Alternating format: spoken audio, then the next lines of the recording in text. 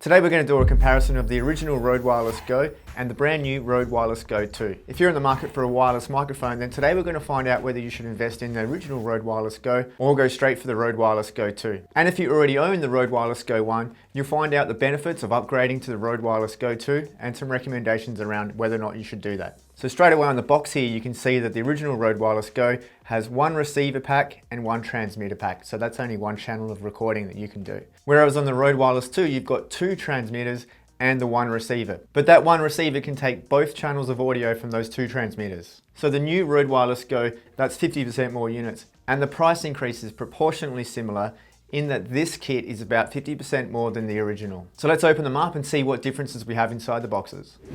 No real surprises with the contents. With the original kit, you get your transmitter and your receiver, your SC5 cable which connects you to your camera, and a quick start guide with two charging cables, two mic fluffies, one's I guess a spare, and then you've got your carry pouch as well. Over to the new kit and you've got your receiver along with your additional transmitter. You've also got a third cable for charging and a third mic fluffy, so now you've got two and one spare. As well, a better quick start guide and a slightly bigger carry case. You can see here that the three charging cables are way more slimline than the original ones. The SC5 cable is also a lot more slimline, as well as it apparently being even more reliable. Let's now go over the differences in capability between these two kits.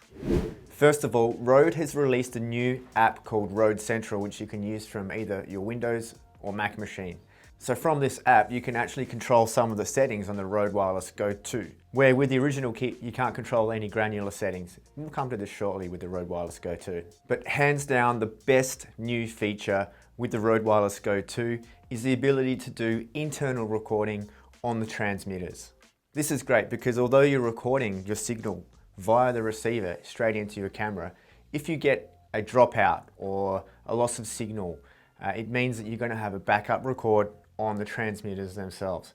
An absolutely great feature if you're out and about, outside particularly, in the wind or when your talent turns their body and maybe you loses a bit of connection for a moment while the line of sight between the receiver and transmitter gets lost. In general with video production, anytime you're recording audio, it's always nice to have that redundancy, so that's a fantastic feature. This is one of those settings that you need to go into the Rode Central app to activate those settings. So with this setting, as soon as you power on both the transmitter and receiver and there's a connection, the recording on the transmitter will automatically start. So providing there's a connection between the two, you'll be able to have that backup recording. So to select that, you go on the Rode Central app and change this setting from off to backup.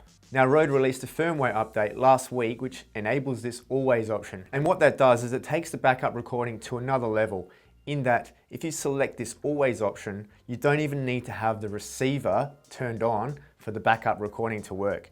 All you need to have is the transmitter powered up, and as soon as you turn on the power for the transmitter, bang, it starts recording a backup automatically to the internal drive. No SD card needed here at all. So essentially what they've done is they've turned the Rode Wireless Go transmitter into an independent field recorder without any need for any connections at all. And it will record for up to 7 hours on both backup mode and always mode. So in comparison to the original Rode Wireless Go, there's absolutely no backup recording on this device whatsoever. So a huge advantage here for the Rode Wireless Go 2. Let's compare the displays of the receivers. So with the original Rode Wireless Go, you can see we have the mic input level here, and that's all we have. Whereas on the Go 2, we have not only the mic levels, but we've also got the output level that's going into the camera. So that's really handy to make sure we're not clipping our audio waveforms when going straight into the camera. So I've got the transmitters set to backup recording, and you can see here that we've got the connection and we're showing record on both 1 and 2 there.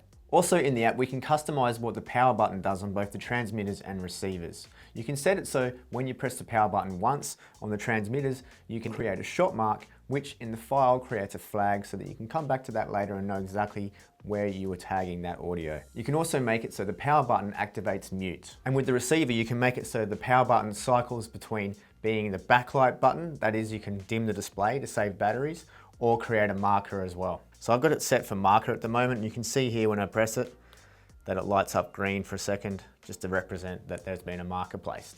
You can start to see that the Go is quite basic in comparison to the Go 2 with all of its features packed into it. It's definitely very good value for money there. Other things you can set in the app is to make it so that the DB button cycles between only a 3-stepper to a 10-step in 3 dB increments.